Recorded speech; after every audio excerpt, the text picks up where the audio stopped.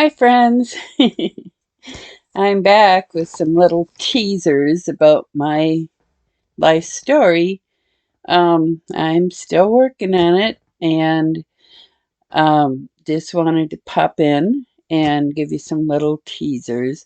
I covered earlier um, from before my birth to about 2 months. And then I covered from not, there's a lot missing, a lot. But from 2 months to about 4 years old. So now I'm going to give you a teaser, kind of from the age of 4 to, oh, probably 12, because there were things that happened here and there, but um, 12 was when I had some major things that happened. And um, so I think I'll go up to 12. Um, so I talked about when I was 4 and my mother was jealous of me, and she pulled me out of my father's lap and threw me on the floor and told my father that he couldn't hug me, kiss me, have anything to do with me anymore, or she would pack us up and run away. So he would never see us again if she had anything to do with it. So my father went along with that, and um, he decided it wasn't fair to just do that to me. So he did it to all three of us kids, and it was hard on all of us. Um, my mother was very cold, and so we didn't get any love from her. And we certainly didn't get any love from my father because he had to listen to my mother. And it was what it was, I guess, because for me, though, I had that love from my father for 4 years, and then all of a sudden it was stolen from me, it was taken from me. And yet he was there, and he refused to give me the love and attention that he'd been giving me. So that was hard for me to understand. How could my daddy love me so much yesterday, and today he doesn't even want to talk to me. He doesn't want anything to do with me. And that's hard on a 4 or 5 year old, 4 year old.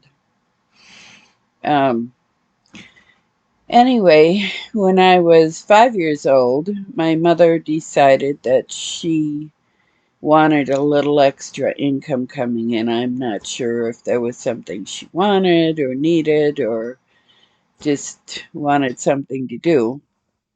But she decided that she was going to plant, grow, and pick and sell cucumbers.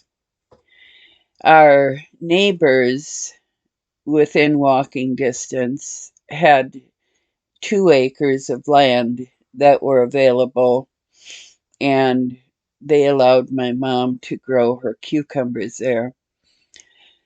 Well, I was 5, my brother was 1, and so mom would bring a little jumper chair with and put my brother in the jumper chair, and she would hand me a bag and tell me to start picking. And if I didn't do it right, she would degrade me and punish me and be angry with me. And just, she thought that, I was supposed to keep up with her row for row every row that she picked, I was supposed to pick, and I was supposed to pick it clean. And, those cucumbers have little stickers and prickers in their, uh, in them. And so my little hands were just sore and hurt, and I didn't want to do it. And I was allergic to the sun. I didn't have any sunscreen on, so I was getting sick from the sun because I'm allergic to vitamin D and I'm allergic to the sun. And she didn't care. She had me out there doing that. And for the longest time, she didn't even pay me. She just, you have to do this. So my sister was supposed to come out and help us, and she came one day. And after that, she made sure she was too busy to show up. So that's how that went. And if I was 5, my sister was 11. So she would have been more capable than myself, but that didn't matter. I was expected to keep up, and that was all there was to it. So I tried. Um, then, when I was 6, my parents built. I mentioned before that we lived in an underground home or an in-ground home. Um, the roof was a regular uh, wooden roof with shingles, and um, you couldn't. There were no windows in the 2 back bedrooms, but then the hills sloped down. So in this, let's see, the side bedroom, there was no window either for a while. Mom and Dad put one in there eventually. And then the living room had 2 big windows in it, but you couldn't see real well because the hill was right there. And then the kitchen had one big, huge window in it, and you could see well out there.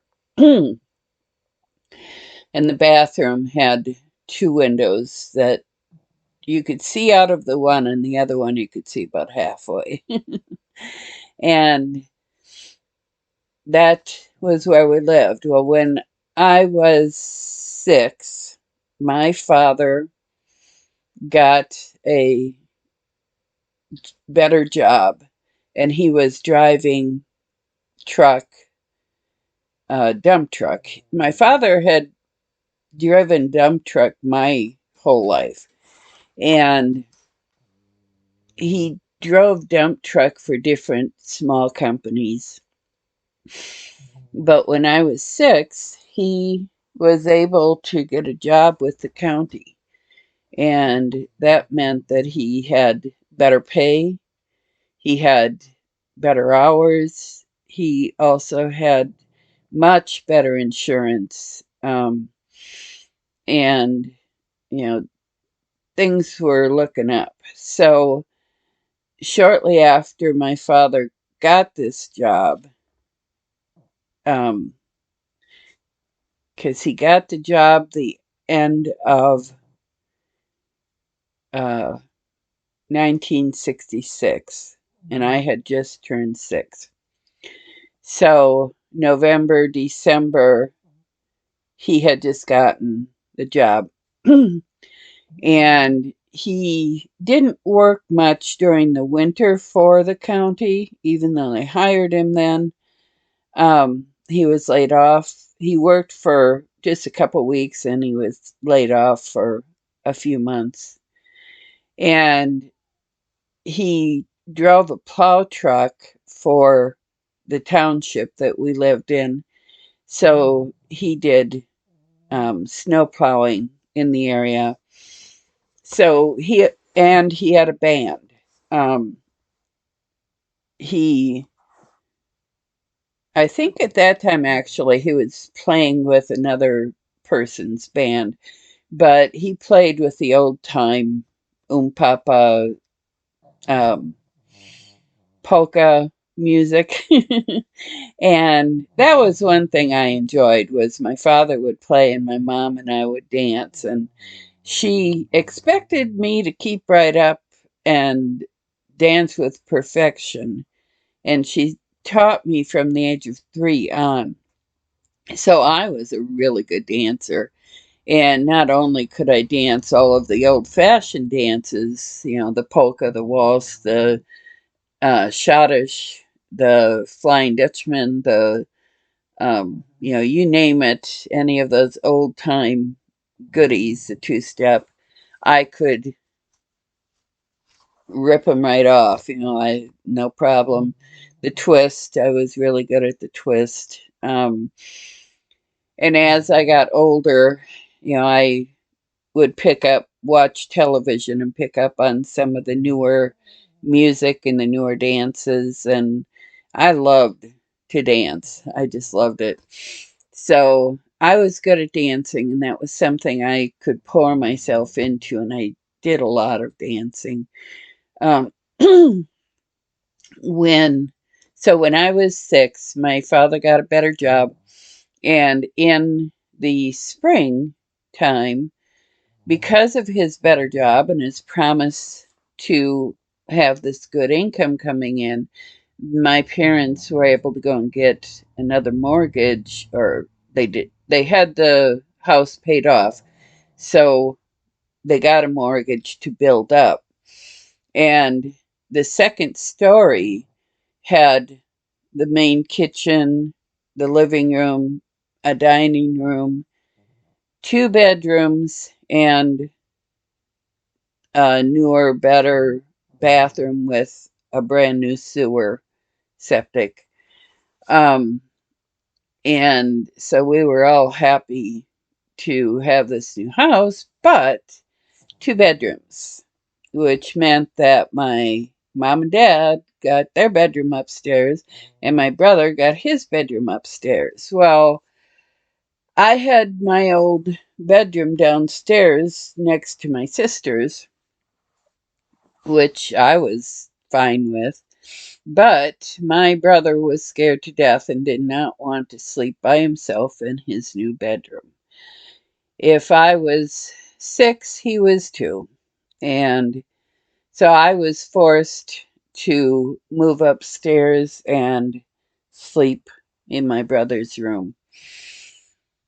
Um, I guess you could call me my brother's keeper, because I kind of was expected to play with him and take care of him all day long while I was cleaning the house, which I did all day long. Um, and, you know, decisions were made for me in order to um, make sure that I was doing the things that my parents wanted me to do, which was to clean the house and keep it spotless, and iron and fold and wash clothes. And my mom would help a little bit with the clothes washing. She didn't mind that chore, but I had to do all of the window washing, the bathroom cleaning, the uh, dishes, and washing the floors and vacuuming the floors, and just anything and everything. That started when I was 6. And I worked my little tail off and tried so hard to get my mom's approval and love. And it, she was a narcissist. It was never going to happen. So the harder I worked, the more she put me down and let me know that it wasn't good enough. Um, so also, now I'm getting to 15 minutes here, so I want to cut it a little short. But um, when I was 11 is when I fell off the monkey bars. I had had a bad day at school, kids picking on me, being mean to me, and I was supposed to walk down to choir at the church. But instead of going to the church for choir, because those were the kids that were picking on me, I stayed at the school and snuck out in the play yard and fell off the very top of the monkey bars. And when I fell, I hit the bar with my mid back, and it knocked me out. And I woke up, I don't know how much later, um, laying on the ground in severe pain. Oh my gosh, that hurt so bad. And so I got myself up, and I realized that I had really hurt my back. I could hardly walk, but I had to walk a mile to the church. And when I got to the church, I called for a ride, and um, I think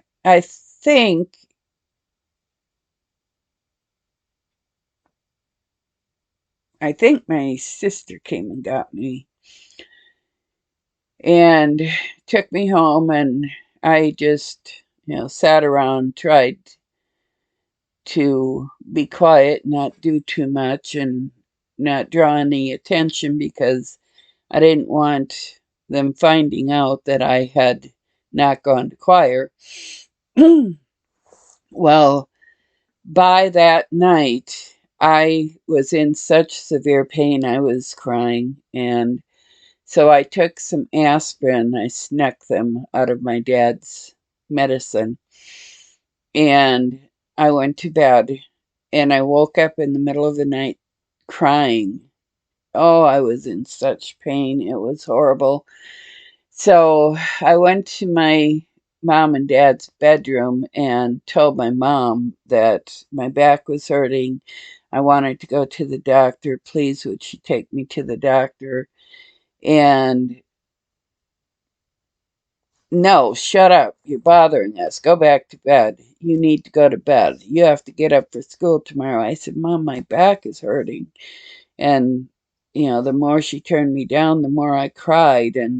But that didn't matter. And she, you know, said, there's nothing wrong with you. I said, well, I fell off the monkey bars. Well, if you had fallen off the monkey bars, the teachers would have called us. I said, the teachers didn't see it. And, oh, that isn't true. You're lying. Well, she wouldn't listen to me, and she chased me to bed. So I knew better than to say anything more to her. I mean, I told her I fell off the monkey bars. I told her I was in severe pain. She saw me, holding my back and moving very slowly and not being able to do much. Um, she didn't care. It was just Candy. Candy's a liar, and, you know, I don't care. So she sent me to school, and we went on with our lives. Um, and things were as normal as they could be there. um, anyway, about a year had passed, and my sister asked me if I wanted to ride with her on her horse. So, sure. So I jumped up on the horse with her, and we hadn't even left the backyard before she decided she spurred the horse and made the horse rear up. Well, I didn't fall off, I just hung right on. And she didn't like that, so she turned around and she shoved me and threw me off the back of the horse. And I wasn't ready for it, and I landed on my lower back. And our neighbor was looking out the window, and she was a LPN nurse. She saw me fall and how I landed, and she was, right away, oh, we've got to get her to the doctor. We have to get her to the hospital.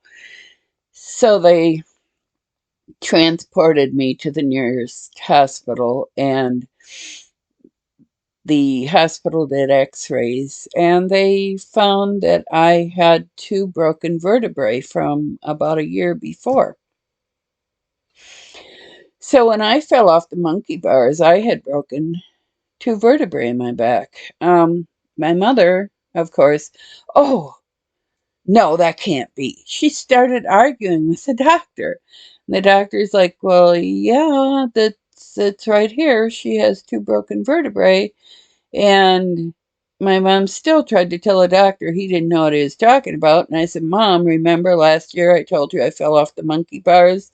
I've had this severe pain for the last year, um, from falling off the monkey bars. And oh,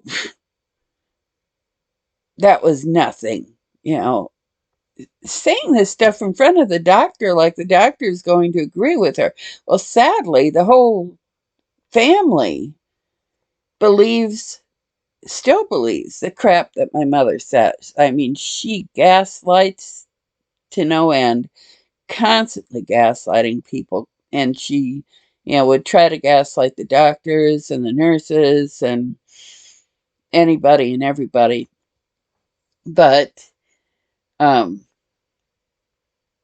yeah, I had two broken vertebrae and I wasn't able to ride horses or ride snowmobiles, or there were a lot of things that I was restricted from doing, and that was hard because I was a very active young person, and I tried to stay away from my home as much as I could because after we built up, I couldn't hide under the telephone anymore, and even hiding under the telephone, I mean, it was wide open. My mother could see where I was. But when we built up, my mom and dad's closet and the living room closet were connected.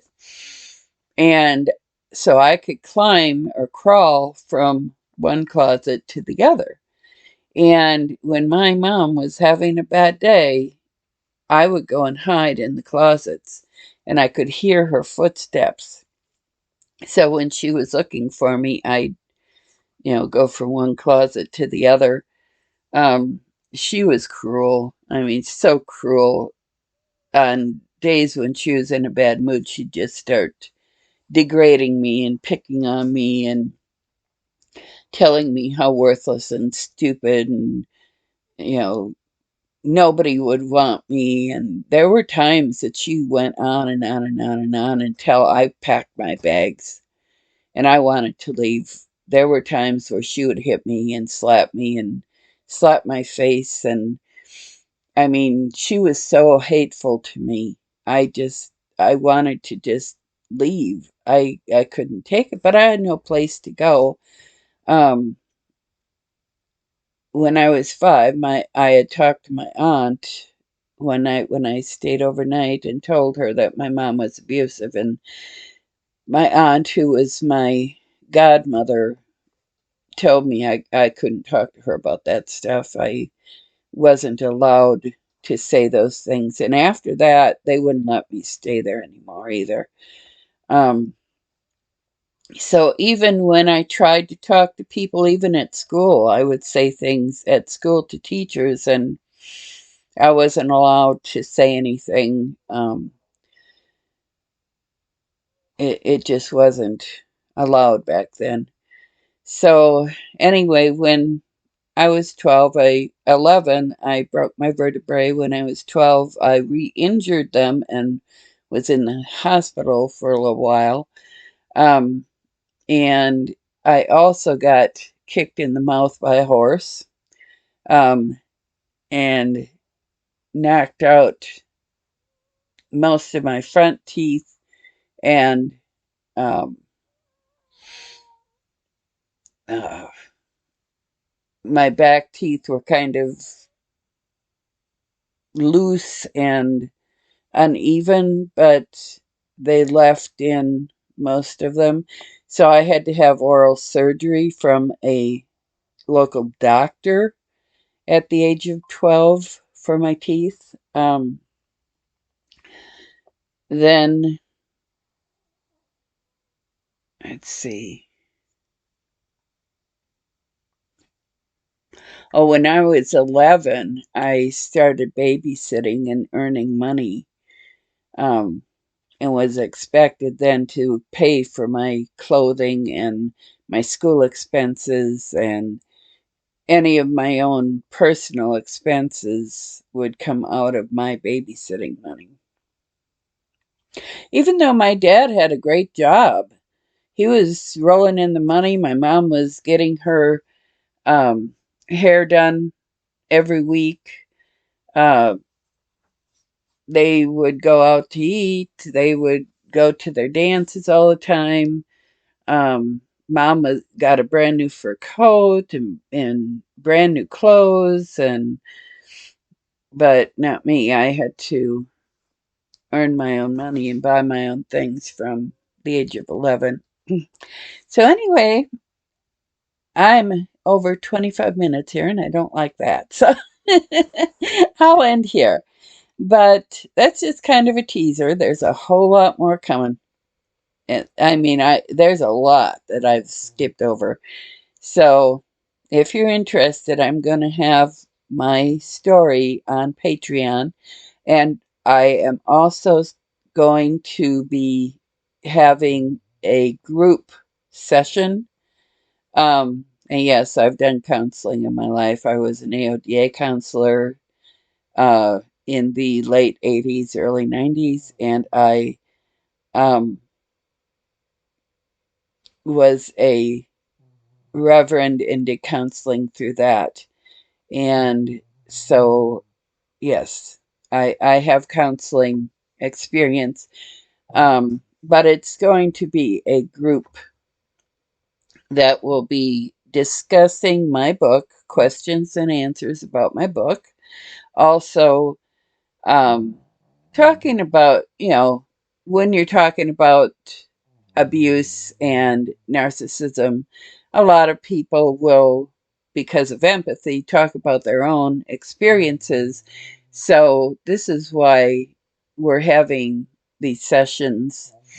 So, anyone who has had to deal with narcissism in their lives and are working on recovery are welcome to come. And um, I'm having 2 meetings per month for that.